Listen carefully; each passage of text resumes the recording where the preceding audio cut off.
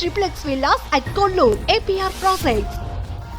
ప్రస్తుతం గోరంట్ల మాధవ్ గారి లక్ష్యం ఏంటి? అసలు ఎమ్మెల్యే కావాలన్నా, ఎంపీ కావాలన్నా? ఎంపీ అయితే ఎక్కడి నుంచి ఎంపీ, ఎమ్మెల్యే అయితే ఎక్కడి నుంచి ఎమ్మెల్యే? ఒక యుద్ధ వీరుని అంబుల పొదలో రకరకాల అస్త్రాలు ఉంటాయి, శస్త్రాలు ఉంటాయి. అందులో బ్రహ్మాస్త్రం ఉంటుంది, పాశుపతాస్త్రం ఉంటుంది, రాంబాణం కూడా ఉంటుంది. ప్రత్యర్థి ప్రయోగిస్తారు. నేను 2029కి ఖచ్చితంగా నేను రాంబాణం అనుకుంటున్నా. నన్ను ఎప్పుడు ఎక్కడ ఎవరి మీదకి జగన్మోహన్ రెడ్డి గారు ప్రయోగిస్తారనేది కాలం నిర్ణయిస్తుందని నేను భావిస్తాను. ఈ రామబాణం ఎవరిని బలి తీసుకుంటుందో తెలియదు, అంతే కదా. ఈ రామబాణం ఎక్కడ ప్రయోగించినా ఇంకొకరి బలి కోరాల్సిందే. ఇంకొకరి బలి కోరితేనే ఈ రామబాణాన్ని అక్కడ తీసిపోయేకైతుంది. మరి రామబాణం ఏడా? ఒక ఒరలో 2 కత్తులు ఉండవు. మీ తెలుగు భాషే ఒక ఒర 2 కత్తులు ఉండవు. నువ్వు ఎట్లా మాట్లాడుతున్నావు అట్లా?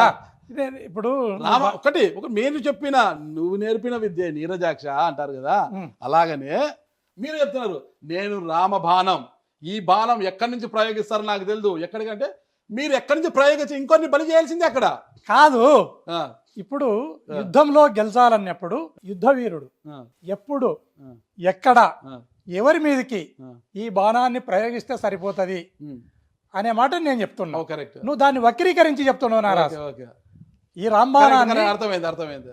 రేపు కూటమిలో రేపు తెలుగుదేశం పార్టీ మీద ఎక్కడ నుండి ఎవరి మీద ఎప్పుడు ప్రయోగిస్తాడో తెలియదు. ప్రత్యర్థుల పైన సరే, ఆ ప్రత్యర్థుల మీద ప్రయోగించినప్పుడు అంత బలమైన నాయకుడిని ఆ నియోజకవర్గంలో పెడతా, ఆ రామబాణాన్ని అక్కడే పాతారు తప్పితే రామబాణాన్ని అలా ఉపయోగించుకుని పడేరు కదా.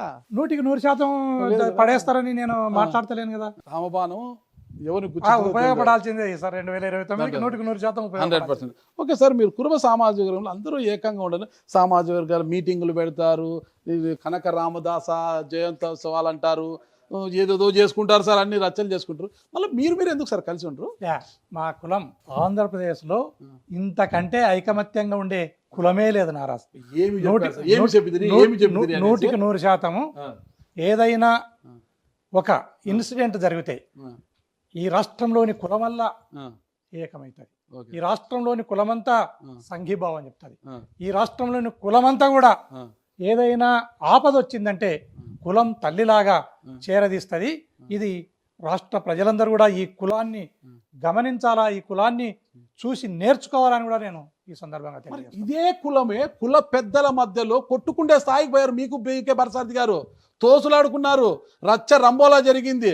ఓకేనా? ఇప్పుడు ఇదే వైఎస్ఆర్ కాంగ్రెస్ పార్టీలో ఉన్న మీ హిందూపురం జిల్లా అధ్యక్షురాలు మాజీ మంత్రి ఉషశ్రీ చరణ్ గారికి, గోరంట్ల మాధవ్ గారికి అంతగా పొసగడం లేదు.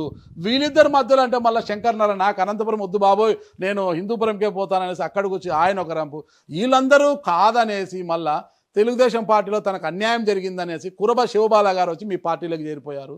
ఇంతమంది కురబలు ఎలా? అసలు ఇవి క్వైట్ న్యాచురల్. ఇప్పుడు ఈవెన్ అన్నదమ్ముల మధ్య కూడా, ఒక ఇంట్లో అన్నదమ్ముల మధ్య కూడా కొన్ని అంశాల వారీగా కొన్ని విభేదాలు కానీ కొంత ఇబ్బందులు కానీ రావచ్చు. ఆ వచ్చినప్పుడు ఏ రకంగా పరిష్కారం చేసుకోవాలనేది కూడా కుటుంబమే నిర్ణయిస్తుంది. అదే రకంగానే కులంలో కూడా, కుల పెద్దల్లో కూడా, కులంలో ఉన్న లీడర్లలో కూడా అలాంటి అభిప్రాయ భేదాలు వచ్చి కొంత గ్యాప్ రావచ్చు తప్ప అది శత్రుత్వం కాదనేది మీరు గమనించాలి. సుమన్ టీవీలో మీ పర్సనల్ అండ్ బిజినెస్ ప్రమోషన్స్ కోసం కింది నెంబర్కి కాంటాక్ట్ చేయండి.